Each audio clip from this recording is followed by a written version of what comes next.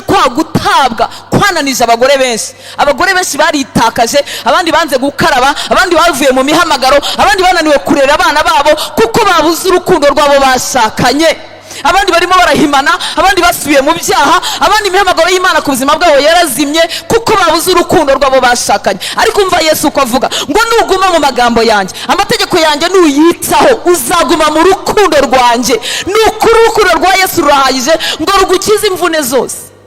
Hari ikintu kibabaza umutima wanjye, hari ikintu cyabaye nk'icyemewe. Mu by'ukuri gutabwa n'umugabo birabiha pe, birabiha.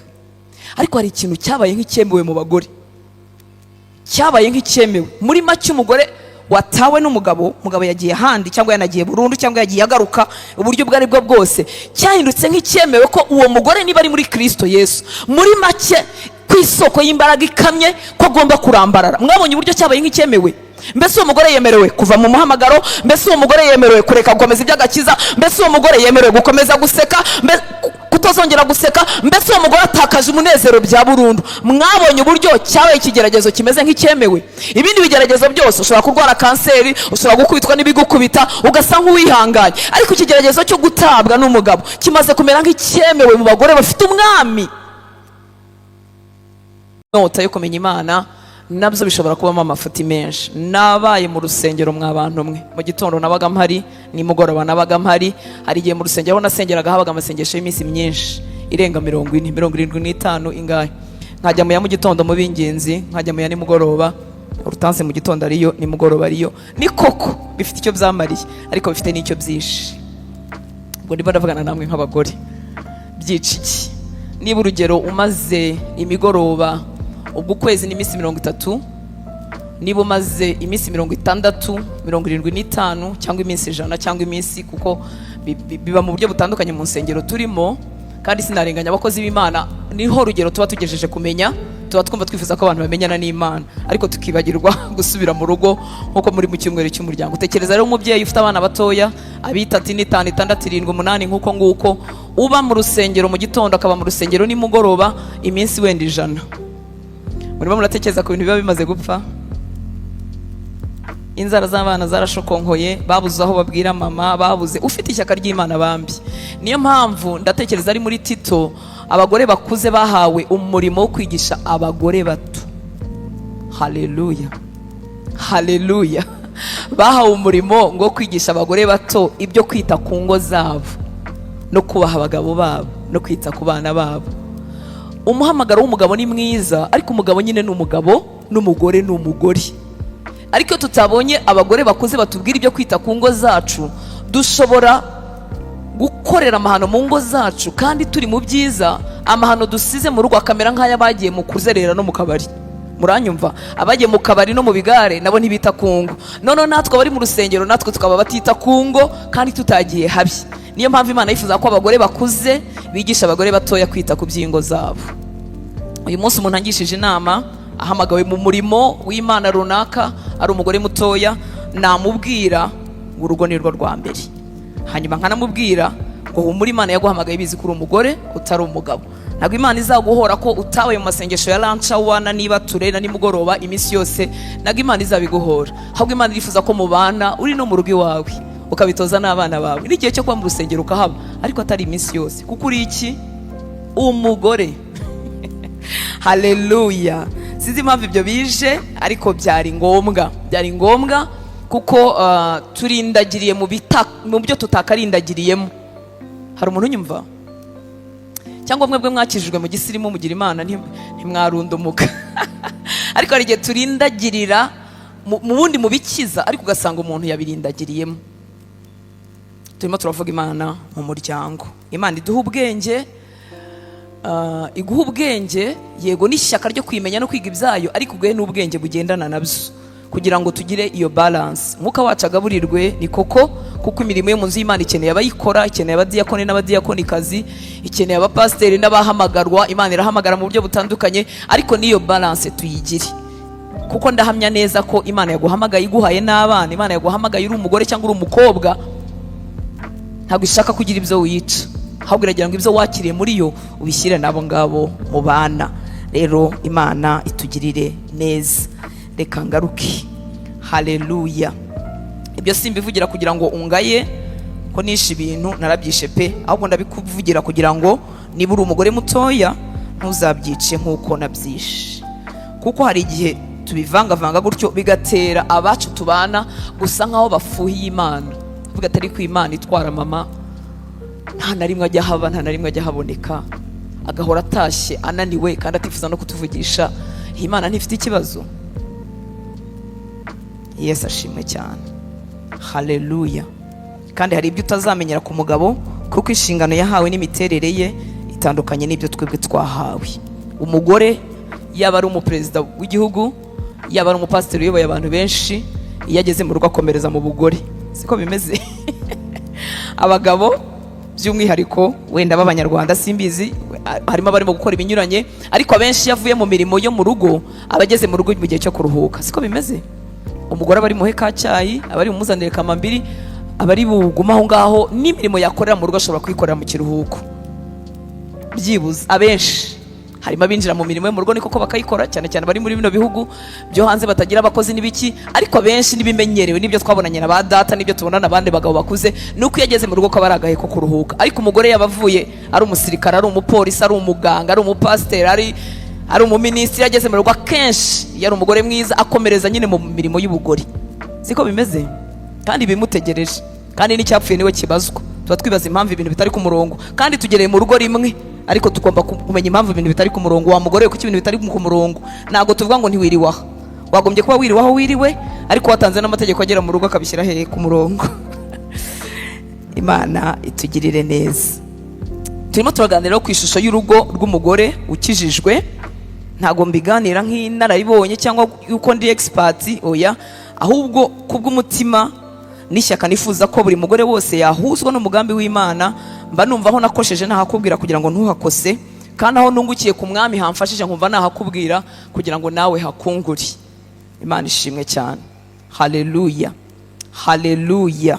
Abantu baravuga ngo umuntu ngo yigira ku makosa yakoze akunguka kugira ngo atayasubiramo, ariko umunyabwenge wa cyane yigira ku makosa abandi bakoze. Kuko nutegereza kuzakora amakosa yose kugira ngo wige, ndahamya ko utazagerayo, wazahura n'impanuka nyinshi. Ishusho rero y'urugo rw'umugore ukijijwe. Mu by'ukuri umugore ukijijwe mu bisanzwe afite ibintu byinshi ahuriyeho n'umugore udakijijwe mu buzima bwa buri munsi. Bose ni abagore, hari imirimo basabwa imeze kimwe, hari ibyo basabwa bisa. Gusa iyo uyu mugore amaze gukizwa aba yemeye ubundi buyobozi bushya mu buzima bwe. Ubundi rwose bahuriye kuri byinshi n'umugore udakijijwe. Ariko umugore wakijijwe, umugore wimitse Yesu mu buzima bwe, aba yakira ubundi buyobozi bushya burenze ubw'umugabo we, burenze ubw'ababyeyi be, burenze ikindi kintu, ubuyobozi bushya bw'umwami w'abami witwa Yesu Kristo ubuje mu buzima bwe. Imana ishimwe cyane. Ese murahari? Murimo murumva? Amen. Ubwo buyobozi bushyashya rero yakira ku buzima bwe buzazana itandukaniro hagati ye n'undi mugore badahuriye kuri uwo mwami, badahuriye rwose kuri uwo mwami. Umugore rero mu buzima busanzwe asabwa ibintu byinshi pe, ngiye mbona ari byinshi, kandi ramya ko nawe ubona ari byinshi. Tufashe nk'urugero rw'uriya mugore w'igitangaza w'igiciro cyinshi mu Migani 31, tubona ari umugore ufite ubushobozi bwinshi, ndetse niyo tugerageje kumwigana, sinzi niba wowe ujya ubishobora, ariko mba numva ngewe ngerageje kumwigana natagangara. Afite ubushobozi bwinshi. Nawe se umugore ni rwiyemezamirimo, ngo areba urutoki akarugura, akareba ibyo mu mirimo akabimenya, n'ibyo mu rugo akabimenya, ngo nitabaza rye ntirizime. Twabigiranye wenda no kwinginga, ni ukuvuga ngo ahinduka umushoramari, agahinduka rwiyemezamirimo, agahinduka umugore mwiza utera umugabo w'icyubahiro, ngo mu mudugudu umugabo akicarana n'abakomeye, ngo abana be ngo bakamuhimbaza, kuvuga ati abandi bagore bose bagenza neza ariko wowe baruta. Mbese agahinduka igitangaza cy'umugore. Yesu ashimwe cyane. Umwitegereje wavuga uti uyu mugore ngira ngo ntabaho, kuko afite imirimo myinshi. Natwe mu byacu, mu ntege nke zacu, mu byo dushobora n'ibyo tudashobora, tugerageza. Hafi ya buri mugore afite utuntu twinshi agomba gukora bimutera kutaba umunebwe, kuko afite imirimo myinshi. Nawe arashakisha iterambere ry'urugo rwe, kandi arimo arabigerageza kugira ngo abishobore. Yewe abakijijwe duhinduka ab'ingenzi b'imiryango yacu, duhetse abana bacu atari ku mugongo gusa, tubahetse no mu mitima, duhetse abagabo bacu mu mitima, duhetse imiryango yacu mu mitima, turabasengera mu mbaraga cyangwa mu ntege nkeya, turabinginzi. Yewe tugerageza kwita ku bagabo bacu, tukita ku bana bacu, tukita ku miryango twashatsemo, tukita ku miryango twavutsemo, tukamenya iby'abakozi, dufite imirimo myinshi. Ari umuntu wemeranya nanjye? Hari n'igihe wapanze rwose igihe cyo gusohoka, wasohoka ugeze ku muryango bakaba bakubwiye ikindi kintu, ukabugarutse inyuma gatoya, n'ibindi. Ariko ni icyizere Imana yatugiriye. Haleluya. Iyo umuntu atarakizwa ngo menye umugambi w'Imana ku buzima bwe, hari igihe ashobora kwanga ubugore. Sinzi niba warigeze kuhaca, ariko kera ntarakizwa mu myaka y'ubutoya, hari igihe numvaga nanze ubugore. Kandi iyo wanze ubugore wanga n'abandi bagore. Muzumva abantu b'igitsina gore bavuga ati ngewe inshuti zanjye n'abantu b'abagabo, ngewe nigendanira n'abasore. Ni ukwiyoberwa. Imana yabitekerejeho irabinoza mu mugambi wayo, isanga izare mu rutansi ari umugore. Ibitekerezaho irabinoza mu mugambi wayo, isanga izakure muri umugore kandi w'agaciro kenshi mu maso yayo. Ntiyibeshye. Haleluya. Kandi nta kintu kimwe yigeze ikora ngo ivuge ngo ndabona gisondetse. Imaze kukurema yasanze ari byiza. Isanga biranoze, isanga biruzuye. Isi yaba yarakwambaye agaciro, imibabaro yaba yarakwambaye agaciro, ariko mu maso w'Imana uri gitangaza. Uranoze, uruzuye, ntacyo ubuze, kuko niko yabishimye. Haleluya. Uriya mugore rero mu Migani 31 murebye cyangwa urebye umugore muri rusange, ushobora kuvuga utasi uyu muntu ntajya ananirwa. Isi z'imbaraga zikura he? Kwava mu kazi agakomereza mu kazi mu rugo bigenda bite? Ni gutava mu kazi akonsa, akarera abana, akabyuka ninjira akonsa umwana, akamuhindurira, kandi mu gitondo ari bukomeze mu kazi. Ese bigenda bite? Ni gutamanuka ahetse umwana akajya mu murima agahinga, akongera konsa, akongera akamuryamisha hari akamureba, akongera agahinga. Ni gute yikorera inkwi? Ni gutazana amazi? Mana yanjye, wagira ngo Imana yamuhaye amaboko menshi. Ariko uyu mugore nawe ni umuntu kandi ajya ananirwa. Yesu ashimwe. Haleluya. Haleluya. Dufite ibyo dusabwa rero byinshi, kandi usabwa byinshi mu by'ukuri ni ukwiriye kwikomeza ahari isoko y'imbaraga zidakama. Ubundi iyo mirimo myinshi ntacyo yari idutwaye cyane iyo byagenze nk'uko twabiteganyaga. Haleluya. Iyo byagenze neza nk'uko twabishakaga ntacyo byari bidutwaye.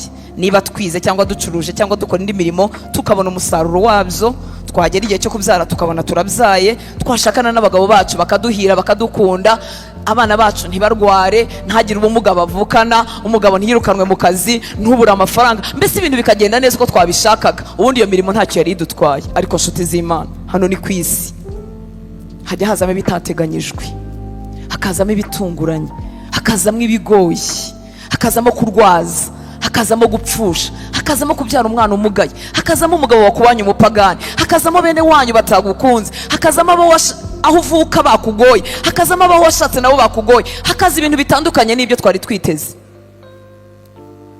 Njye nyine uhura n'ayo makuru. Yesu ashimwe. Tujya duhura n'ayo makuru atandukanye n'ayo twari twiteze. Ugakora ariko umusaruro ntuboneke. Ibi bigoye rero bimeze gutya bikavuna umutima w'umugore. Imana itugirira ubuntu. Haleluya. Haleluya. Bikavuna umutima we kuko ameze nk'uwahawe imirimo itagira ikiruhuko. Hari igihe umuntu arekeraho kuba mama, uretse ko nta n'igihe umuntu arekeraho kuba papa. Umubyeyi ubu n'ababyeyi bakuze bafite iriya misatsi myiza y'umweru ni ababyeyi ku bana babo, kandi ubwo wenda abana babo barashatse bari mu mago yabo bafite abana bakuru, ariko arakomeza akaba umubyeyi, akajya avuga ati se wa mukobwa wanjye, kandi ubwo mukobwa wavuga wenda afite nk'imyaka nka 40 cyangwa 50 nk'iyanjye, akajya avuga ati se wa mukobwa buriya arabibasha. Ubu mbese iyo mba mfite mama wanjye yari kujya avuga ati se bari utashobora kuba umugore, mu ndebero uko ngana n'ukuri kose, ariko akaba yampangayikira. Ni ukuvuga ngo umubyeyi arakomeza agaherekeza abana mu rugendo. Ni umurimo w'icyubahiro twahawe n'Imana, ariko ni umurimo dushobora gusa iyo tuwukorera mu kiruhuko twahawe na Yesu. Iyo tutawukoreye mu kiruhuko twahawe na Yesu, utugirira imvune nyinshi zo mu mutima, yewe zigahinguka no ku mubiri, bamwe zikabatera indwara. Yesu ashimwe. Haleluya. Kubera ko imvune zabaye nyinshi kandi adacomekanye na Yesu, zikamubyarira izindi ngorane. Imana yaremye umubiri wacu neza ku buryo imibiri yacu igira ijwi. Imibiri igira ijwi rivuga ngo ndananiwe, wenda tukaryirengagiza cyangwa ntituryumvire, ariko imibiri igira uko igaragaza iminaniro yayo. Bamwe bashobora kurwara umugongo, abandi bakarwara umutwe udakira, abandi bakumva mu nda birahindutse, abandi bakumva ntibameze neza, abandi bitotsi byabo bikaba perutiri, bakumva ntasinzira neza kandi yararushye, abandi mu mubiri hakagira uko umubiri urimo gutakira kugira ngo ndarushye ariko ndananiwe ariko yewe no mu marangamutima akabwira ati ariko ndumva ndushye. Bimwe mu bimenyetso byerekana ko umuntu arushye kandi yakwiriye ubutabazi bwihuta bwo mu marangamutima ni igihe ingamba nziza wari ufite. Urugero, niba ufite kuraje yo kujya mu ishuri, ufite kuraje yo gufata umubiri wawe neza ngo wige, ufite kuraje yo kwiga ibyanditswe, mwene wajya kumva izo ngamba zigushize mugahita uvuga ati pu, bicaho byagaciye. Haleluya. Hari abantu bajya bagira ngo bati bicaho byagaciye, ikimenyetso cy'uburuhe bwarenze igipimo. Niba imodoka zisanzwe zigira iminsi bakazikorera ibyo twita service cyangwa se bagakora vidange, bakamena amavuta kugira ngo imodoka ikomeze igira imbaraga, ndetse ntizigendeshwa nubwo zadutse bacomeka ku mabati, ariko zose zigira aho zikura imbaraga zizigendesha. Zimwe zishyiramo essence na mazutu, izindi ziracomekwa, izindi zikorwa ibyo kugira ngo zibashe gukomeza urugendo. Wa mugore we wakijijwe, ukeneye Imana mu buzima bwawe, ukeneye Imana kugira ngo utazicwa n'umuruho w'inshingano zari nziza. Hereka kubyara ni umugisha. Ubu se utegereje kubyara none udafite abana bamurushya niwe wishimye? Ariko iyo abana baguhindukanye umugoko, yo kwita ku rugo rwawe byaguhindukanye kwikorera umusaraba, ni ukuvuga ngo ufite uburuhe, ukeneye kwegera Imana, ugatabaza Imana hakiri kare kugira ngo noneho uryoherwe n'umugisha Imana yaguhaye. Kandi Yesu arahari kugira ngo abidushoboze. Haleluya, haleluya. Iyo miruho rero nibyo bimenyetso by'iminaniro tujya tubyibonaho mu buryo butandukanye. Imana ishimwe cyane. Kubasha rero kugumana imbaraga z'umwuka, kugumana imbaraga z'amarangamutima, bisaba kwishyura ikiguzi cyo kugumisha amaso kuri Yesu. Haleluya. Ubundi ngo umuntu ngo arimanywe tanka cyangwa ikigega gishyirwamo ibyiza, ibimubwira ibyiza, bigatuma amarangamutima ye ahora ameze neza. Ibimubwira ko bamukunda, cyane cyane abibwirwa n'abagomba kumukunda, abo n'abana, n'uwo bashakanye, n'abavandimwe n'abandi bari iruhande rwe. Icyo kigega kibwirwa ibyiza, haleluya, kikuzurwamo ayo magambo aryohera amarangamutima. Abagore twese Imana yaturemye neza, ngo byatangiriye kuri Eva niwe wabyadukanye, igihe umugabo yamubwira ngo urakara ko mu mara yanjye, urakagufwa ko mu magufa yanjye. Nuvuga ngo Eva ngo yabyukiye mu mitoma, abwirwa ibyiza, ngo bihita bidufata twese. Dukunda ibyiza no kubwirwa neza, ndetse uramutse utabikunze cyaba ari igikomere n'umubabaro wakubayeho, ariko twese dukunda kubwirwa ibyiza, hanyuma bikajya muri icyo kigega cyagenewe amarangamutima, muri iyo tanka. Mwibuke ko ntacyo byari bidutwaye igihe ibintu byakozwe mu buryo bumeze neza nk'ubwo twari dutegereje, ariko bihinduka ibibazo iyo bitabaye nk'uko twari tubitegereje. Abo bagabo Imana yaduhaye, n'abo bana Imana yaduhaye, n'abavandimwe Imana yaduhaye, harimo abatakijijwe. Haleluya. Harimo ahubwo aho kugira ngo bagufashe koroherwa, ahubwo nibo bakubereye abakongerera umubabaro. Tekereza rero cya kigega kirimo amarangamutima uko cyifashe, aho kugira ngo hashyirwemo, ahubwo banagitoboye no kugitobora. Hari umuntu unyumvise?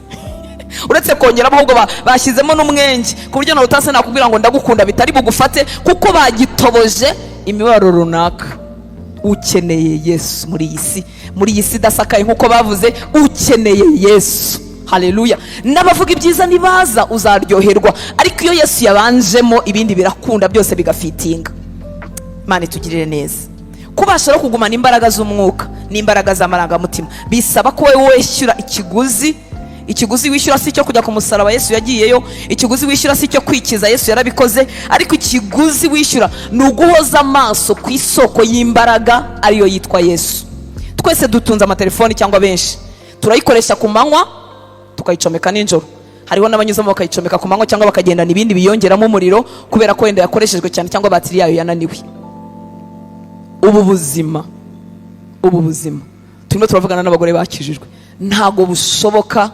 Ntuzasohoza icyo Imana yarakuremeye, ntuzaba Imana ishaka warakuye amaso ku isoko y'imbaraga, warakuye amaso kuri Yesu. Niwe soko y'imbaraga, niwe wagushoboza kuryoherwa kuva mu kwezi kwa mbere kugeza mu kwezi kwa 12 utanamutse, ufite imbaraga z'umwuka, mu marangamutima uryohewe. Imana ishimwe cyane. Uri musohoza icyo Imana yakugeneye. Haleluya. Reka ahangaha ariho duhera, aho dukeneye kuruta ahandi, isoko y'imbaraga z'umwuka. Nasanze iyi soko y'imbaraga z'umwuka yagaburiwe no mu marangamutima harakira, n'ibindi bikurikiyeho birakira. Amen.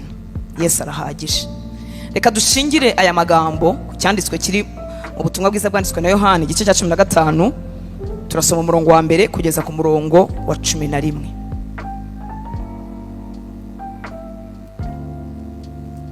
Ubutumwa bwiza bwanditswe na Yohana igice cya 15, duhere ku murongo wa mbere tugende tumanuka. Reka unyemerere nongere nkubwire iki, inshuti y'Imana, mukobwa w'Imana, mugenzi wanjye, murumuna wanjye, cyangwa urungano rwanjye, nabonye hariho n'abandi utabakeya. Reka nkubwire, ubuzima bwawe, imbaraga zawe nta handi ziri, nta handi ziva uretse mu wagukijije, waguhaye agakiza. Niho hari isoko y'imbaraga zidakama. Gushaka neza ni byiza, kugira urubyaro rukaduhira ntako bisa, kugira amagara mazima ukambara ukaberwa ntako bisa, ariko isoko y'imbaraga zidakama iri mu wagukijije. Haleluya. Ntiri mu butunzi n'ibyo uzunguka, iri mu wagukijije. Imana itugirira ubuntu. Reka dusome muri Yohana 15 umurongo wa mbere tugeze kuri 11. Dusanzwe tuhazi, ariko ndasaba Umwuka Wera ngo yongere ahatwumvishe, bimarike imitima yacu, biyigumemo. Reka dusome niba twahageze.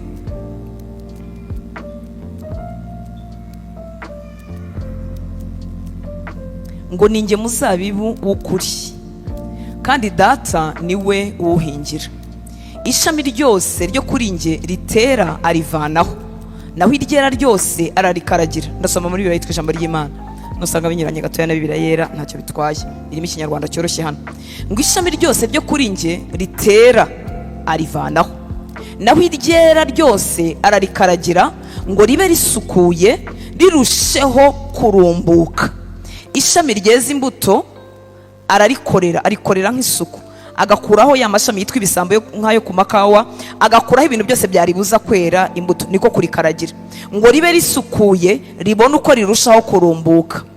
Ngo namwe mumaze gusukurwa n'ibyo mbabwiye, n'ibyo nababwiye, cyangwa mumaze kwezwa n'ibyo nababwiye. Ijambo rifite imbaraga ryo kweza. Ku murongo wa 4, ngo nimuguma kuri njye nanjye nkaguma muri mwe, ngo nk'uko ishami ubwaryo ritabasha kwera ridafashe ku muzabibu, niko namwe mutabasha gukora ibyiza mutagumye kuri njye. Muribuka ko musabwa ibyiza byinshi: gukunda abana, kubabwira neza, kumvira abagabo, kubagandukira, gukunda umuryango washatsemo, gukunda umuryango uvukamo, kuba umumaro mu gihe cyawe. Uribuka ko usabwa gukora ibyiza byinshi bitarangira, kandi ukazabikora kugeza igihe uzashyingurirwa, nubwo bikwiriye bari muri Kristo Yesu twese. Reka twongere twumve umurongo wa 4. Ngo nimuguma kuri njye, nimuguma kuri Yesu, kuko ni igiti, ni umuzabibu. Niyo mpamvu bivuze ngo nimuguma kuri njye, ishami rimufasheho. Ngo nimuguma kuri njye nanjye ngume muri mwe, ngo nk'uko ishami ubwaryo ritabasha kwera ridafashe ku muzabibu, niko namwe mutabasha gukora ibyiza mutagumye kuri njye. Ntimubasha gukora ibyiza mutagumye kuri njye. Ninjye muzabibu, namwe muri amashami. Kuri 5, uguma kuri njye nanjye nkaguma muri we, uwo ni we wera imbuto nyinshi, kuko ari ntacyo mubasha gukora mudafashe kuri njye. Tujye tugira ubuzima bwo kwirwariza no kwishugurikira no kwirwanaho, ariko Yesu arimo aratubwira ngo ntago mwabishobora, ntimwashobora kuvirwamo n'ibyiza. Muri make Rutanse nta cyiza agira, icyiza cyamugaragaraho nicyo yakuye ku giti kuri Yesu. We ni ishami gusa, natandukanywa na Yesu azaba mubisi mu muyoberwe. Haleluya. Ninjye muzabibu, namwe muri amashami. Uguma kuri njye nanjye nkaguma muri we, uwo ni we wera imbuto nyinshi, kuko ari ntacyo mubasha gukora mudafashe kuri njye. Utaguma kuri njye, ino mirongo hepfo iraza kudusobanurira se kuguma kuri we ni gute. Utaguma kuri njye ajugunywa kure, akuma nk'ishami. Amashami nk'ayo barayasakuma, bakayashyira mu muriro, agakongoka. Dukurikire kuri 7.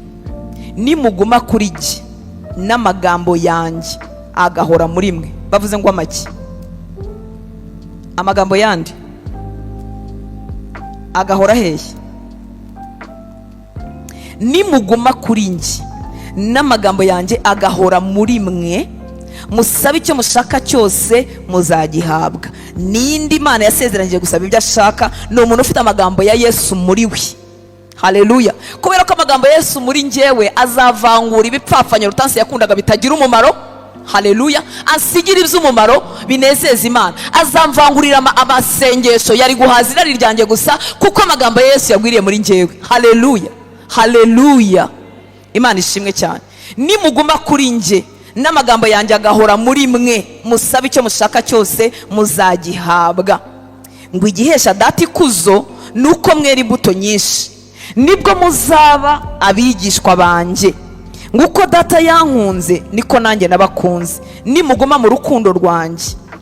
Akasubire ku 8. Igihesha data ikuzo nuko mwera imbuto nyinshi, nibwo muzaba abigishwa banjye. Muri make abigishwa twabivuzeho ku minsi itambutse, abigishwa bose ba Yesu bera imbuto nyinshi. Haleluya. Bafite ubuzima bw'ubumana butemba muri bo. Kubera iki? Kubera aho bafashe ku muzabibu. Amagambo ya nyiri umuzabibu cyangwa y'umuzabibu agwiriye mu mitima yabo. Imana itugirire neza. Igihesha data ikuzo nuko mwera imbuto nyinshi, nibwo muzaba abigishwa banjye. Igihesha data ikuzo nuko wowe uzasohoza icyo Imana yakuremeye, ukabimarayo byose, ukazashingurwa nkazashingurwa nararangije ibyo nagombaga gukora byose. Haleluya. Abo twashakanye nabo wenda twabahisemo, hanyuma abo twabyaye ntitwabahisemo. Imana ishimwe cyane.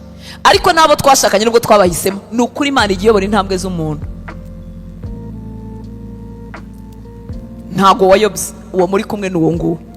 Hanyuma kwera imbuto rero, Imana igutegereje ko muri rya rugo wera imbuto z'ubumana, ushyigikiwe nande n'isoko kuramwa imbaraga. Muri make nta rwitwazo ruhari rwo kuvuga ngo ni rubi rura rugo rurananiranye ruta. Ntago wabyumva ivugire. Nyiri imbaraga yarakubwiye ngo nufata kuri we imbaraga zibasha urwo rugo rwawe rutandukanye n'urwanjye ngo uzazihabwa. Haleluya. Abizi neza ibikurushya kuruta uko wabisobanura undi muntu. Yesu abizi neza. Uzi ko Yesu azi n'ibyo utazi. Uzi ko Yesu azi n'ibibera aho utari, ariko yizeye imbaraga ze. Haleluya. Yizeye kugushoboza. Ariko abagore benshi bacomotse ku isoko y'imbaraga. Noneho imiruho ibatera kurushaho gucomoka ku isoko y'imbaraga no kwirwanaho, no kurwana intambara y'umubiri. Wagira ibyago uwo mwashakanye akaba yahindutse umusinzi cyangwa se yahindutse umusambanyi, ukarwana intambara y'umubiri. Ukajya ubaza aho yakase naho yasambaniye, wasanga umugore wawe yambara urukweto rurerure, wowe ukarukuba kabiri. Wasanga ari inzobe ugashyiraho umukorogo. Wasanga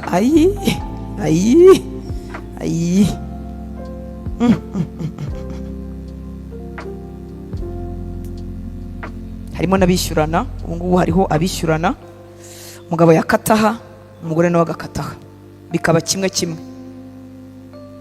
Mana y'imbabazi tugarukeho. Yesu yizeye imbaraga ziri muri we. Yizeye ko umuhanze amaso, amagambo yawe akaguma muri wowe, akakuzuramo amagambo ya Yesu akuzura muri wowe. Yesu yizeye imbaraga ze ko yagushoboza naho ngaho ukahatambuka. Imana ishimwe cyane. Haleluya. Igihesha data ikuzo nuko wera imbuto nyinshi. Ntago data yashyizeho urwitwazo ngo avuge ngo ariko ababo baragowe ngo reka tubabarebe kwera imbuto. Ababo bararushye ukurikije ko babyaye gutya bagashaka gutya, ingorane zikaba zingana gutya, reka tubexonere. Ni ukuri ukurikije imibabaro bari abagore bafite, reka tubabarebe kwera imbuto. Siko biri. Yizeye isoko y'imbaraga. Haleluya. Yizeye ubushobozi buri muri we, ni wemera amagambo yakagwirira muri wowe ukamuhanga amaso. Imana itugirire neza. Nguko data yankunze niko nanjye nabakunze, nimugume mu rukundo rwanjye. Uko data yankunze niko nanjye nabakunze, nimugume mu rukundo rwanjye. Ku murongo wa 10 n'uwa 11 haradusobanurira ngo nimukurikiza amategeko yanjye muzaguma mu rukundo rwanjye nkuko nanjye nakurikije amategeko ya data nkaguma mu rukundo rwe. Reka twongere twumve neza. Umurongo wa 9 wavuze nguko data yankunze niko nanjye nabakunze, nimugume mu rukundo rwanjye. Umuntu yakwibaza ati se urukundo n'ubundi ko tururimo, ko tururirimba, ko turusengera, barugumamo bati? Ese ahubwo barusohokamo bati? Ko twakijijwe ni gute twese tutari mu rukundo rw'Imana? Ariko umurongo wa 10 uradusobanurira. Hatubwiye ngo nimukurikiza amategeko yanjye. Hari umuntu unyumvise inshuti z'Imana? Haleluya. Ni witoza gufata iby'Imana ivuga bikaba priority, bikaba by'ingenzi mu mutima wawe. Ni witoza kumva ibyo Mwuka Wera avugana nawe. Ni witoza kumva ijambo ry'Imana rivuga muri rusange, kuko ijambo riratubwira muri rusange, rikongera ukarisoma ukaryumvamo ibitandukanye n'ibyo numvise. Hakaba n'Umwuka Wera ugenda akuganiriza, kuko amategeko y'Imana yakuye ku mabuye yandika mu mitima yacu. ibyo umwuka wera gushaka bishobora gutandukanya n'ibyo ashakaho, ariko umva igituma tuguma mu rukundo rw'Imana nuko dukurikiza ibi byose twabwiwe n'Imana ngo nimukurikize amategeko yanjye muzaguma mu rukundo rwanjye nkuko nanjye nakurikije amategeko ya data nkaguma mu rukundo rwe. ngo ibyo mbibabwiriye kugira ngo ibyishimo byanjye bibe muri mwe kandi n'ibyishimo byanyu bibe bisesuye. Kuki nifuje kuvuga uyu murongo? Haleluya, haleluya, haleluya. Bimwe mu mbaraga z'abakijijwe bituma badacogora mu rugendo n'ibyishimo by'Imana biri mu mitima yabo, ariko noneho by'umwihariko nk'abagore. Nyine ndavuga nk'umugore kuko iby'abagabo ntabyo nzi. Imana ishimwe cyane. Haleluya. Umugore wishimye, umugore ugize gute? Yaterura, Mana yanjye, yaterura n'iyi nzu nuko ingana, mbese afite imbaraga zamukoresha ibintu. Umugore wishimye. Haleluya, haleluya, haleluya. Bimwe mu bihesha umugore kwishima ni ibimwegereye, nabo yabyaye n'uwo yashakanye nawe. Niko turi, abakijijwe n'abadakijijwe. Ni byiza kuba umugabo washakanye nawe yakubwira ibyiza, akagukunda, akagukundwa akazi. Nta mugore bitagwa neza, ntawe bitagwa neza. Mu gitondo bakakubwira ko uri mwiza, nimugoroba bakakubwira ko ukora neza, nimugoroba bakakubwira ko mu bagore bose babaho ntawe umeze nkawe, mbese uri igitangaza. Nta mugore wo ku isi bitagwa neza. Yesu ashimwe. Ariko ibyo ntibingana n'ibyishimo byo gucomeka kuri Kristo. Noneho igiteye agahinda kuko isi irimo ibyaha, ibyo nabyo ushobora kubibura kuko mugenzi wawe yahindutse umunyabyaha cyangwa arangaye cyangwa nawe adafite. None se utubaha Imana ngo umunezero w'Imana utembe muri we, wowe azawuguha ukuye hehe? Umunezero udakama ntawe afite, nawe ntacometse ku isoko y'imbaraga, nta busabane afitanye na Yesu. Udafitanye na Yesu ubusabane, wowe arabugirana nawe, arazana ikizi atahawe. Ariko ndifuza kugaruka ku isoko y'imbaraga. Imana ishimwe cyane. Haleluya. Umva Yesu ukuntu avuze, nimukurikiza amategeko yanjye muzaguma mu rukundo rwanjye. Muri make kwa gutabwa kwananije abagore benshi. Abagore benshi baritakaje, abandi banze gukaraba, abandi bavuye mu mihamagaro, abandi bananiwe kurera abana babo kuko babuze urukundo rwabo bashakanye. Abandi barimo barahimana, abandi basubiye mu byaha, abandi imihamagaro y'Imana ku buzima bwabo yarazimye kuko babuze urukundo rwabo bashakanye. Ariko umva Yesu uko avuga ngo nuguma mu magambo yanjye, amategeko yanjye nuyitaho, uzaguma mu rukundo rwanjye. Nukuri urukundo rwa Yesu rurahagije ngo rugukize imvune zose. Hari ikintu kibabaza umutima wanjye, hari ikintu cyabaye nk'icyemewe. Mu by'ukuri gutabwa n'umugabo birabiha pe, birabiha. Ariko hari ikintu cyabaye nk'icyemewe mu bagore, cyabaye nk'icyemewe. Muri make umugore watawe n'umugabo, umugabo yagiye ahandi cyangwa yanagiye burundu cyangwa yagiye agaruka, uburyo bwari bwo bwose, cyahindutse nk'icyemewe ko uwo mugore niba ari muri Kristo Yesu, muri make ku isoko y'imbaraga ikamye, ko agomba kurambarara. Mwabonye uburyo cyabaye nk'icyemewe? Mbese uwo mugore yemerewe kuva mu muhamagaro, mbese uwo mugore yemerewe kureka gukomeza iby'agakiza, mbese uwo mugore yemerewe gukomeza guseka, kutazongera guseka, mbese uwo mugore atakaje umunezero bya burundu. Mwabonye uburyo cyabaye ikigeragezo kimeze nk'icyemewe. Ibindi bigeragezo byose, ushobora kurwara kanseri, ushobora gukubitwa n'ibigukubita ugasa nk'uwihanganye, ariko ikigeragezo cyo gutabwa n'umugabo kimaze kumera nk'icyemewe mu bagore bafite umwami.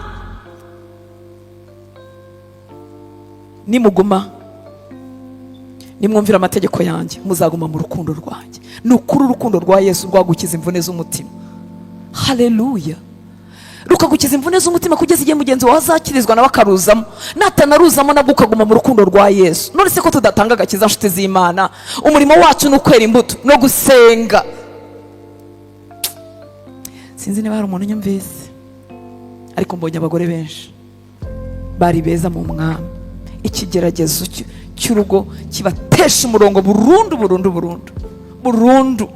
Ukagira ngo Yesu yahinyutse, ukagira ngo Yesu yahemutse, ukagira ngo Yesu yahindutse, ukagira ngo Yesu ntakiri wa wundi. Bamwe bakuyemo indwara, bararwaye pressure, bararwaye amasukari, bariyanze, ntibitaye ku mibiri yabo kubera umubabaro yatejwe na mugenzi we w'umupagani. Erega nawe ni umupagani, amenyanye na Yesu, nawe yagaruka ku rugo rwe, ahubwo n'ubugingo burimo bugucika kandi uri iruhande rwawe akaba yibusengera kugira ngo bagaruke mu mwami.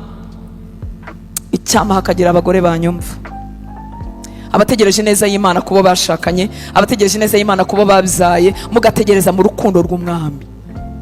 haleluya. kuko nushenjagurika n'imbaraga zisenga ntazo uzabona. Kandi nitugera mu ijuru ntabwo Imana izafata abantu ku ruhande rumwe ngo ivuge ngo rero ngo bari baragowe ngo reka tubaremera akumba kabo ngo nukuri ngo bari baragowe, bari barashatse abagabo babi, bagize ibyaga, imiryango bashatse mirabanga, umva n'indushyi n'ingorwa no kuba bageze aha, reka tubaremere. Ibigeragezo n'amakuba by'umukiranutsi birasa kuri twese. Wowe ushobora kuba warashyikiwe n'icyo, undi yarashyikiwe n'ikindi, ariko imiruho yo mu isi ni imwe, kandi mu ijoro hazajya yabanesheje, twarashobojwe n'imbaraga z'umwami muri twebwe. Haleluya. Tutaguye ino dusohoza ibyo data yatugeneye. Imana ishimwe cyane. Impamvu ngitindaho nuko nabonye kimeze nka exoneration, kureka guhita ukomeza urugendo. Mbese cyabaye nk'icyumwihariko cyemereye abagore bagize ibyago byo kubana n'abadakijijwe, cyarabemereye muri make bo ntibagomba gukomeza urugendo.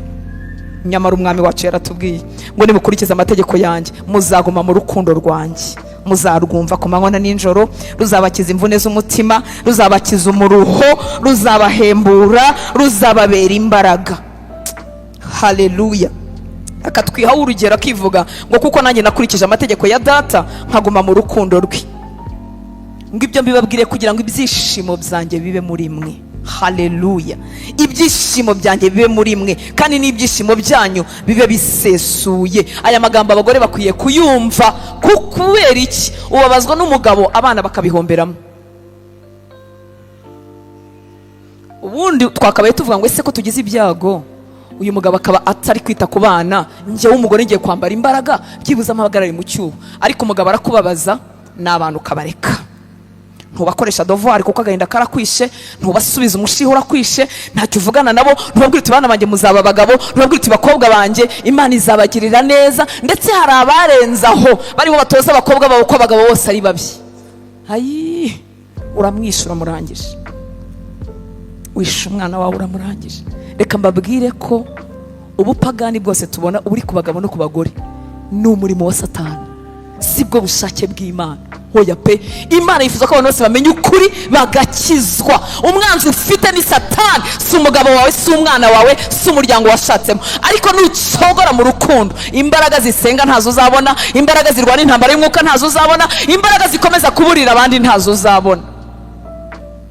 Umugore ukijijwe mu muryango we arwana intambara nziza, acometse ku isoko y'imbaraga yitwa Yesu Kristo. Nadacomeka ku isoko y'imbaraga, ibyo yagombaga gukora ntazabibasha. Uri umuntu buntu, ndi umuntu buntu, nitudacomeka ku isoko y'imbaraga, ibyo dusabwa gukora ntabwo tuzabibasha.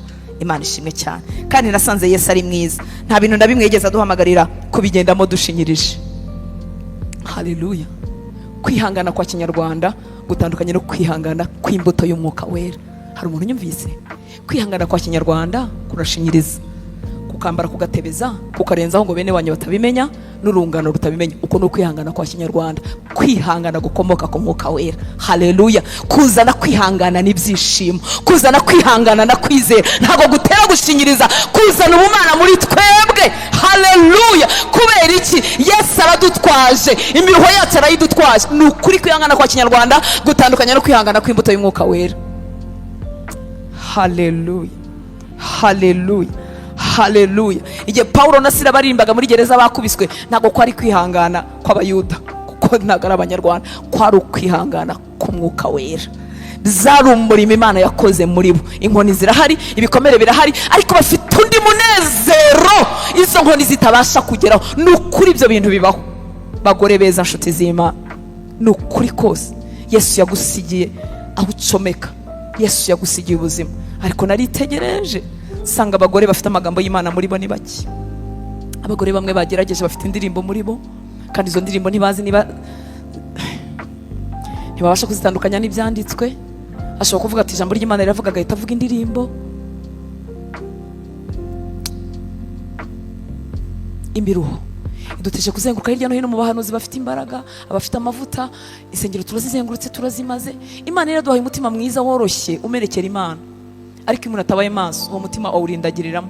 Ntamenya bukuri nabi ibinyoma, ntamenya ibyo akurikira n'ibyo adakurikira. Amaso ntari ku isoko y'imbaraga, umutima we nturi ku isoko y'imbaraga. Ariko yatubwiye ngo amagambo ye naguma muri twe. Icyambere turasaba ibyo dushaka tubihabwe, ikindi turaguma mu rukundo rwe. ngo ibyo mbibabwire kugira ngo ibyishimo byanjye bibe muri mwe kandi n'ibyishimo byanyu bibe bisesuye. Ntabwo Yesu yakugeneye ibyishimo by'udutonyanga, ntabwo yakugeneye ibyishimo byashingira ku muntu. Ibyo umuntu biza ari inyongera, ibyo umuntu biza bikora mu marangamutima hasanzwe, ariko ibiva kuri Yesu biza bisesuye, biza binyuzuza ubuzima bw'Imana muri njye, biza biguha imbaraga zo kunesha, biza biguha imbaraga zo kudafatwa n'isi n'ikintu na kimwe. Erega umugabo atabaye n'umupagani n'ibindi bisanzwe mu buzima biratugora. Ashobora kuba ari umukristo rwose, mufitanye urugendo rwiza, murimo mwubaha Imana. Urugero Sara, umugabo we ntabwo yari umupagani, Abrahamu yavuganaga n'Imana, ariko ikigeragezo cyo gutinda kubyara kirababaza Sara. Yesu ashimwe, haleluya.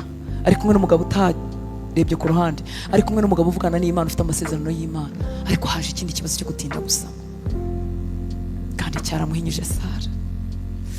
Cyagiye asuwe n'abava mu ijuru, bambwira ati umwaka utaha nk'iki gihe uzaba ubyaye. Sara yakubise agatwenge ko gushoberwa, agatwenge ko kutamenya ibyo Imana ivuga. Ariko bukeye Imana imugiriye neza, aravuga ngo bazabyumva bose bazasekana nanjye. Ninde warabwiye Abrahamu ko nzamubyarira umwana mu bukecuru? Haleluya. Imana izagutabara, izakugirira neza, ariko reka izasanga ukiriho, reka izasanga ugihagaze, reka izasanga utarishwe n'imibabaro, reka izasanga utarishwe n'imiruho, ucometse ku isoko y'ibyishimo bidakama yitwa Yesu. Haleluya. Amagambo y'Imana wibitse harangana iki? Akanyubana n'Imana wenyine karangana iki?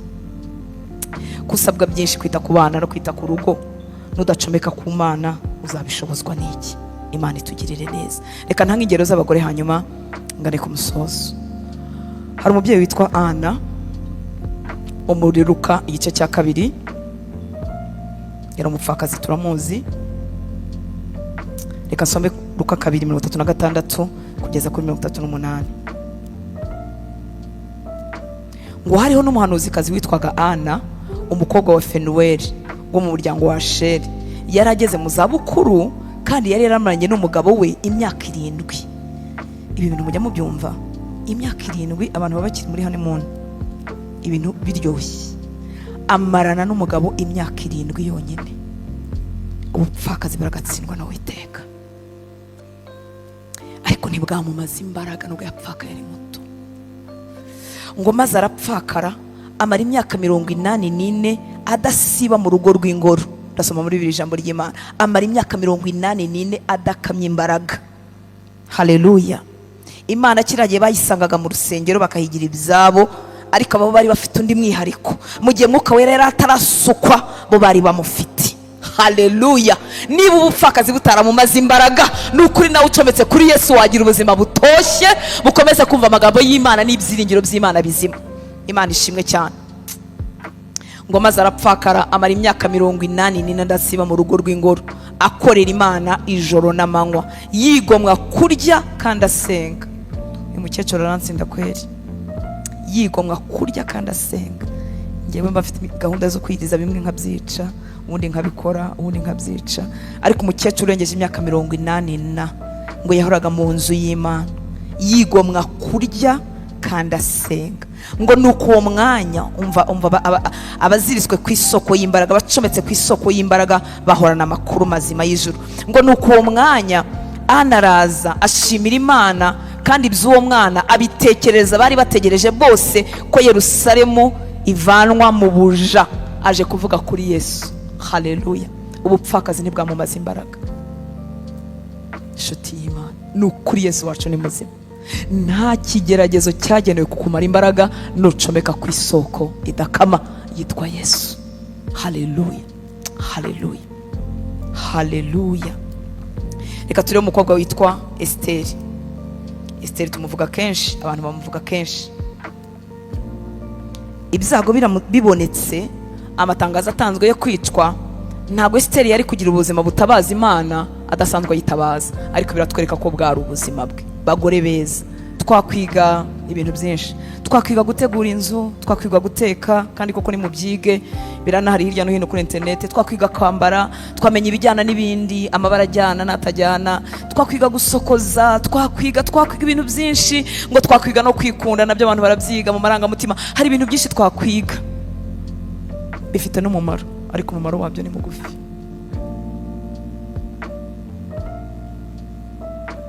haleluya. Ariko gucomeka ku isoko idakama bizagushoboza gusohoza na biriya bindi byose udakama imbaraga. Esiteri 4:11 ngo abagaragu b'umwami bose n'abantu bo mu bihugu by'umwami baza.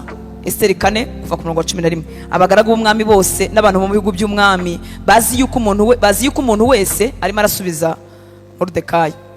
Ngo abagaragu b'umwami bose n'abantu bo mu bihugu by'umwami bazi yuko umuntu wese, umugabo cyangwa umugore, usanze umwami mu rugo rw'ikambere adahamagawe, hariho itegeko rimwe gusa kuri bene uwo, aricwa.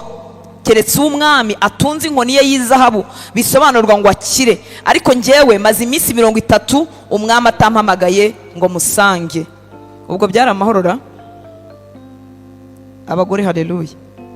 Ubwo byari amahoro. Iminsi ingahe? 30 umwami atamuhamagaye. Watoranyijwe mu bagore bose akabarusha ubwiza, amaze iminsi 30 adahamagarwa. Murabyumva ko bitari amahoro. Ngo nuko babwira Moridekayi ubutumwa bwa Esiteri. Ngo Moridekayi nawe arabatuma asubiza Esiteri ati, we kwibwira yuko ari wowe wenyine uzakira mu bayuda bose kuko uri mu nzu y'umwami. Wajya uduha abantu bameze nka Moridekayi batwibutsa gusenga, batwibutsa umurimo w'Imana, batwibutsa umuhamagaro w'Imana ku buzima bwacu. Kuko ni wicecekera rwose muri iki gihe nta kizabuza abayuda gutabarwa bakoroherwa biturutse ku bandi, ariko we n'ab'inzu ya so bazarimbuka. Aharawe icyakwimitse ngo umwamikazi ni ukugira ngo ugire akamaro mu gihe gisa n'iki. Nuko Esiteri atuma kuri Moridekayi aramusubiza ati, genda uteranye abayuda bari Shushani bose, mwiyirize ubusa, munsabire, mumare iminsi 3 ku manywa na ninjoro, mutagira icyo murya cyangwa munywa. Nanjye n'abaja banjye tuzabigenza dutyo. Umwamikazi wiyiriza. Haleluya. Uko niko nzasanga umwami nirengagije itegeko, kandi niba nzarimbuka nzarimbuke. Haleluya. Agiye kurwanira igihugu n'ishyanga ryose. Ubu twebwe tunaniwe kurwana mu isi y'umwuka, turwanira abana 3 5 wabyaye 2 n'umugabo umwe. Ubu biratunaniye guhangana mu isi y'umwuka. Umukobwa w'umwamikazi wari utari bugire n'ikibazo nubwo Moridekayi ko yamubwiye, ariko yiyemeza guharamagara. Haleluya. Ririya tegeko ryari ukuri, kuko wa mugore wahabanje murabizi ko titabye umwami bakamusezerera. Biriya rimwe avuga ngo abantu bose barabizi ko iyo umuntu asanze umwami atamuhamagaye ashobora gupfa. Niko byari bimeze. Ijambo ry'Imana ritubwira mu byahishuwe icyo tunesheshe Satani, ngo twamuneshesheje amaraso y'umwana w'intama, tumunesheje ijambo ryo guhamya kwacu, ni icyanditswe cyahindutse ubuzima bwanjye. Ngo turangije tumunesheje ngo ntibakunda amagara yabo, ntibanga no gupfa.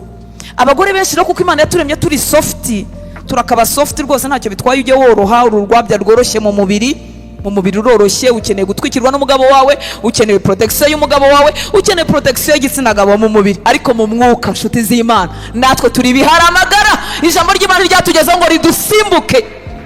Uyu mukobwa mwiza w'umwamikazi akoresheje intwaro, ntibanga amagara yabo, ntibanga no gupfa. Muri make yiteguye gupfa ariko agakiza be. Ni gute amarangamutima yakuzimana ukarekurira ibyawe Satani? Ni gute Satani akwimura mu rugo rwawe ariko yakwimutsa ari we? Haleluya. Ni gute umugore wakijijwe yifata agahaguruka akaba ari ugenda? Okay, twavuga byinshi. Violence, violence ntemera, uwo ni njyewe, si ngombwa nawe ubyemera utyo. Violence y'umubiri Yesu yankubita ngakomereka, ariko violence y'amagambo ngo umuntu yambwiye ko ndi mubi, nabyuka Yesu ambwira ko ndi mwiza kandi ankunda kandi nkavugana nawe, ukaza kumbwira ko ndi mubi kageraho bifata. Haleluya. Kumbwira ko ntacyo maze, ndi umuswa kandi ni mubi. Nabyukanye na Yesu ambwira ko ndi ikiremwa gitangaje, ambwira ko yandemye yantekerejeho, ambwira ko afite mu kiganza cye nta muntu ubasha kumvuvunuramo. Ni gute ijambo ribi ryafata irya Yesu ryabanjemo? Nuko irya Yesu ridahari. Haleluya. Ibigezweho biravuga ngo urumva ngo mba mu rugo ruri toxique. Ni koko rushobora kuba toxique pe. Umuntu ashobora gukongezwa na Satani. Umuntu ngo ururimi ngo ruteye ubwoba, kuko rushobora gukongezwa na Satani rukakubwira ibintu bikwica, nkuko rushobora gukongerezwa n'ijuru rukakubwira ibintu biguhembura, wari ugiye kwiyahura ukavayo ugakira, rukakumenyesha iby'ubugingo buhoraho ukabihabwa. Uru rurimi rufite imbaraga zo gucomekwa ahantu hose, ku bwami bw'Imana no ku bwami bw'umucyo. Ariko nshuti y'Imana, niba warakijijwe ucometse ku isoko y'ukuri, uzuriwe muri Kristo Yesu, uza agaciro Yesu yagiye ku musaraba ashaka njyewe, ako gaciro yampaye wakanyambuza iki? Wambwira jambo kiri kanyambura. Ni ukuri kose, ni ukuri kose. Umugore wakijijwe ntakwiye gukurwa mu rugo n'amagambo ari toxique. ngo environnement toxique ni ukuri pe irakamura. Ijambo ribi riragucengera kugira ngo kujombye inkota. Nanjye ndababwira nambaye umubiri. Haleluya. Ariko kandi vuga ngo ariko kandi niba amagambo Yesu agwiriye muri njyewe ni ukuri ntabwo ari njye uva mu rugo ni Satani uhava. Haleluya. Niba uyu mukobwa w'umwamikazi yarashoboye kuvuga ngo nishaka mfe ariko ndakiza ubwoko bwanjye, wowe unaniwe gukiza abantu bane, unaniwe kwitanga mu gusenga, unaniwe kwitanga mu gushaka Imana kugeza igihe ibintu bihindukira, none ingo turazisigira nde? Niba abagore bakijijwe badashobora kubaka ingo, ubwo biraza kugenda bite? Abadakijwe ntabwo turi bubarenganye, isoko y'imbaraga ntayo bafite. Amagambo ari toxic arabica kuko nta ya Yesu ari muri bo, ntabwo twabarenganye. Ariko we nanjye twakiriye umwami, we nanjye dufite ijambo ry'Imana, we nanjye tuzi icyo Imana ivuga ku rugo, we nanjye tuzi ko urugo atari kontra ari igihango, we nanjye tuzi iby'akaramata.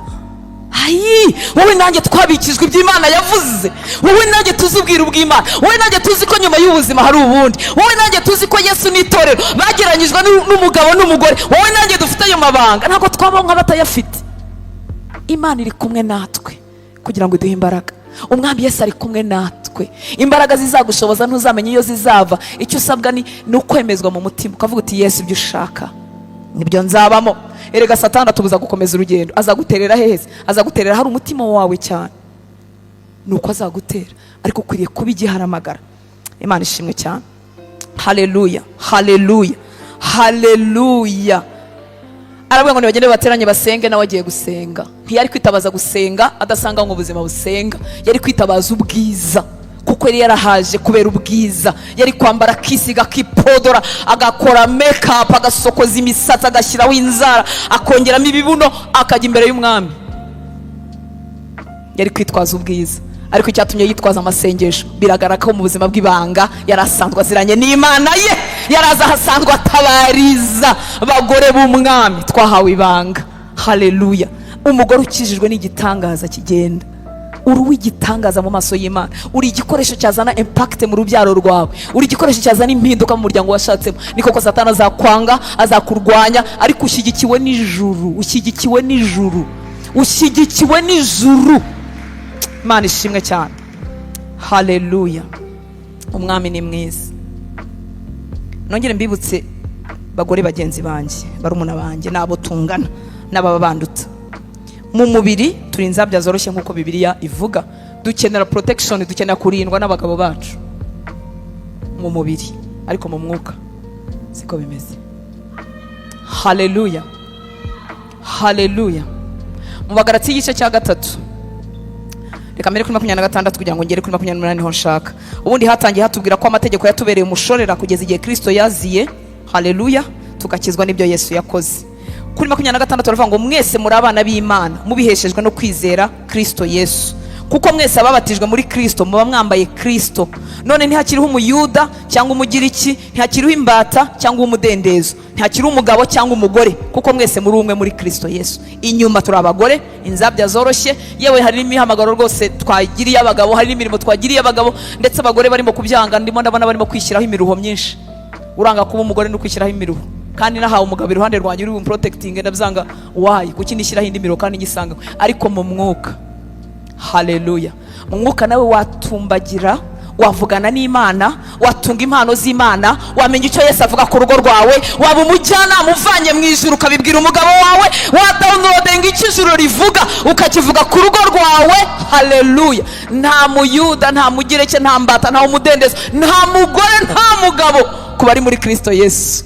Ni twebwe twenyine twigarukirije bugufi, twibwira ko ibyanditswe tutabimenya, twibwira ko impano z'Imana zitakorera muri twebwe, twibwira ko tutamenya ijwi ry'ubuhanuzi ngo turitandukanye. Twishyiriyeho, ni twebwe bwenyine twishyiriyeho umukato, twiheza iri inyuma, nkuko umuco w'Abayuda wari wahejeje inyuma, umuco wa Kinyarwanda wa kera ukaduheza inyuma. Natwe mu isi y'umwuka twiheza inyuma iriya. Abari muri Kristo Yesu nta mugore nta mugabo. Haleluya, haleluya. Mu gitabo cy'ibyakozwe ntumwa, sindi basome ne gutinda, igice cya 2 umurongo wa 14 no 18. Reka amasome ihangane, hararyoshye. Hatubwira ibyo twagenewe mu minsi ya nyuma. Byakozwe ntumwa 2:14 kugeza kuri 18. Ikasome muri ijambo ry'Imana ngo Petero arahaguruka ati, Petero arahaguruka ari kumwe n'ababandi 11. atera hejuru abwira abari aho ati, yemwe Bayahudi, yemwe baturage b'i Yerusalemu mwese, ibi mubimenye kandi mutege amatwi ibyo ngiye kubabwira. Erega aba bantu ntibanyoye nk'uko mubyibwira, dore ni mu gitondo haracyari isaa 3, ahubwo ibyo mureba ibi, haleluya, ni ibyahanuwe n'umuhanuzi Yoweli, ngo Imana iravuga iti, mu minsi y'imperuka nzasuka umwuka wanjye ku bantu bose, abahungu n'abakobwa banyu bazahanura, abasore banyu bazagira iyerekwa, abasaza bo muri mwe bazabonekerwa mu nzozi. Mu minsi y'imperuka nzasuka mwuka wanjye ku bagaragu banjye no ku baja banjye, nabo bazahanura. Niba umwuka wera yarabyitayeho agasesekamo n'abagore, haleluya, nzasuka umwuka wanjye ku bagaragu banjye, ariko n'abaja, Imana ishimwe cyane, nabo nzabasukira ku mwuka wanjye cyane, bazahanura. Nta kintu kizakuryohera mu isi y'ababaho, nta kintu kizaguha imbaraga mu isi y'ababaho nko gutunga igitekerezo cya Kristo muri wowe, kubuza icyo ijuru rivuga, katumuha icyubahiro, haleluya, utarabitwimye, haleluya. Bizakuryohera kuruta kwambara neza, bizakuryohera kuruta gusuka inweri zigezweho, bizakuryohera kuruta kugenda mu modoka yasohotse mu mwaka wa nyuma, bizakuryohera kuruta gutunga telefone yasohotse, gutunga icyo Imana ivuga, haleluya. Bizakubera imbaraga, bizakubera igitsikamutima, bizakubera ibyishimo bisesekaye, kandi turabyemerewe. Imana yaturemye neza, iduha umutima umeneka, niyo mpamvu tuyoba vuba tukanayoboka vuba, niyo mpamvu twuzuye insengero dufite umutima umenetse.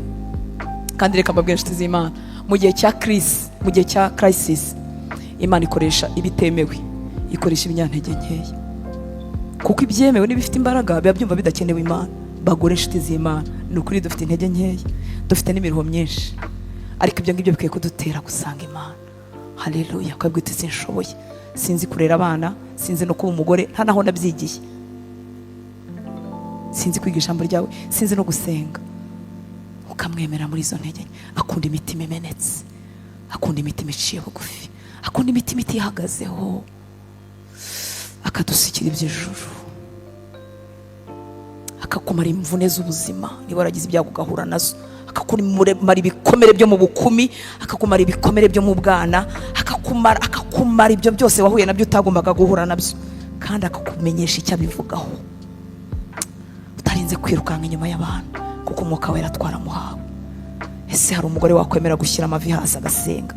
Ishusho y'urugo rw'umugore ukijijwe ni ishusho y'umugore uvugana n'Imana, uzi icyo Imana ivuga. Ni umugore ucometse mu kubaho kw'Imana, ni umugore ufite amagambo y'Imana muri we, ni umugore utumbiriye Yesu, ni umugore udakura imbaraga mu bwiza, udashakira imbaraga mu mafaranga, udashakira imbaraga mu kazi, ni umugore ushakira imbaraga kuri Yesu, hanyuma akakira ibyo Yesu atanga, bikamucamo nk'umuyoboro, bikagera mube, bikagera mu rugo rwe, haleluya.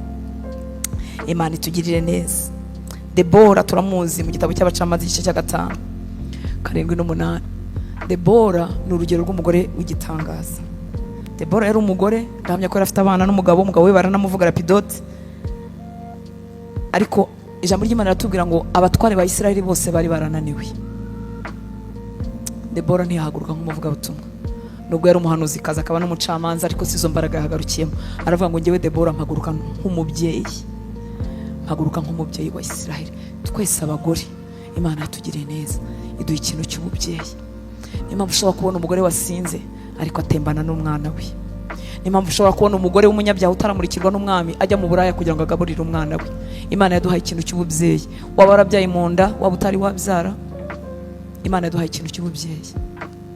Uzi ko izo mbaraga umwami Imana ucometse kuri we zakubyariramo imbaraga z'umwinginzi w'ukuri utarekura, nk'uko inkokokazi mu ntege nke zayo itwikira imishwi yayo, cya kinyoni kiguruka gishaka kubitwara cy'ikizu kikaza kikabura aho gifata. Kiriya kizu gifite imbaraga kurusha inkoko, ariko inkoko mu bukokokazi bwayo ifite imbaraga zo kubundikira abayo. Nshuti y'Imana, twarakijijwe, dufite Yesu. Ni gute turekura urubyaro rwacu? Ni gute turekura umugisha twahawe n'Imana? Ubundi ibintu byose wahawe n'Imana ugomba kubikomeraho kugeza igihe tuzagushyingurira. Ukavuga uti sindekura urugo rwanjye, sindekura umugabo wanjye mu mwuka, sindekura abana banjye, sindekura uyu muryango paka agakiza gatangaje muri bo. Washatse mu muryango w'abarozi ntacyo bitwaye, uri muri warakomeye cyane kuruta uri mu isi. Ukijwe ntahangana mu mubiri, ntiyangana, ntareka gutaha amago, ntareka kujya guhemba ababyaye ngo ni mu barozi. Nyine abarozi wagize ngo se ntibahari? Barahari cyane kandi bamaramaje. Ariko uri muri njye warakomeye cyane kuruta uwaba mu murozi uko yangana uko ariko kose. Haleluya. Comeka ku isoko y'imbaraga, wagarare ku byaha ubicungure, bazabe mu minyago uzamurikira Imana igihe uzagerayo. Kubw'umwanya ntitwagera kwa ba nyina na nyirakuru wa Timoteyo. Pawulo yavuze ati njya nkumbura kukureba, nkunda kwizera kwawe, nkareba amarira yawe, nkareba kwizera kukubamo, nkibuka ko atari wowe bizatangiriyeho, nkibuka ko byabaga muri nyoko no muri nyogokuru. Haleluya. Umugore afite imbaraga zo gutanga iby'Imana bikagera no mu generasiyo bizakurikiraho. Ariko emera ukire mu marangamutima, kandi amarangamutima akizwa no gutindana na Yesu, ntagakizwa na bya bindi byadutse. Kujya muri sauna ni byiza, ariko bizakora ku mubiri wawe. Ugomba gufata igihe ukaruhuka, ukajya kureba amazi, yegura akayareba rwose niba wabyagushobokeye, ukareba amazi ukicara. Ariko reka mbabwire ko bikiza akanya gato. Ariko Yesu yo kabyara, Yesu yo kagira abagore n'abagabo, Yesu yo kagira abahungu n'abakobwa, atanga ikiruhuko cy'ukuri, nta ikiruhuko cyo ku mazi gisuru kiyarenga, cyangwa ukanaharuhira ukajya utekereza n'uburyo wayinagamo kandi wagiye kuruhuka, ariko unatekerezwa yaba yaranyisha akanjyana kandi wagiye kuruhuka.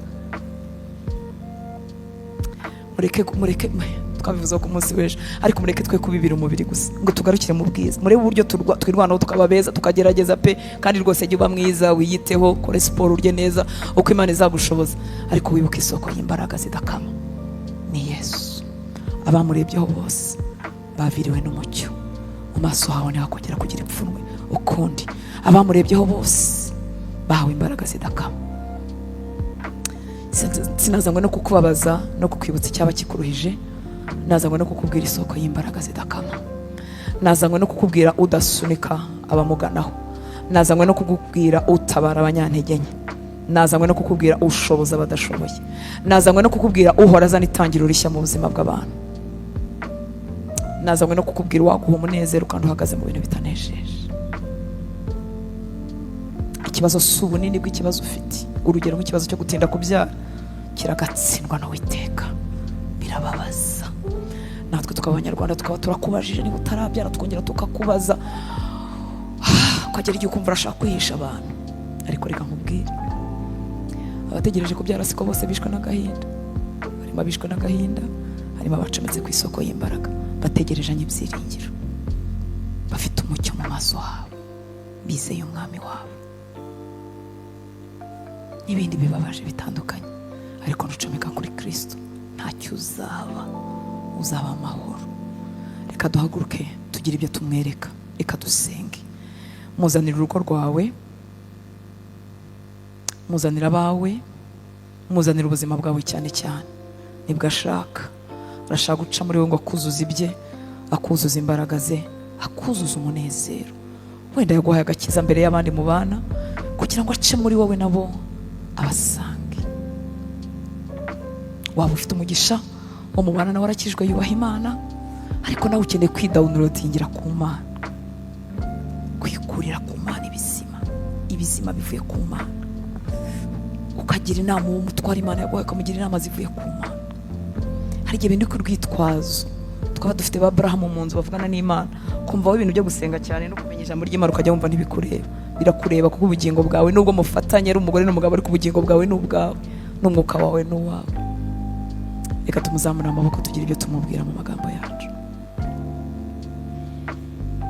Data,